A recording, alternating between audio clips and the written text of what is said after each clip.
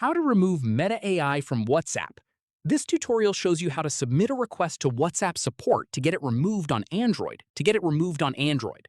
First, open any browser on your Android device and go to whatsapp.com/contact.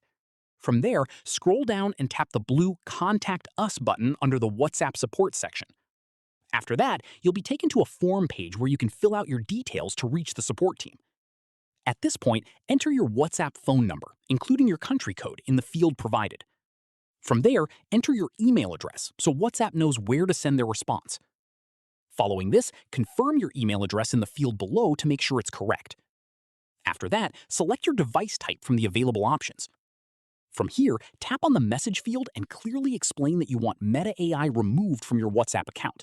Keep it short and straightforward so the support team understands your request right away.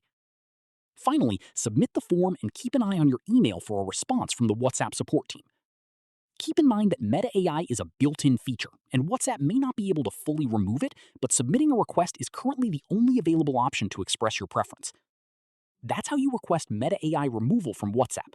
If this helped, hit like, subscribe for more Android tutorials, and tap the bell so you never miss an upload. See you then!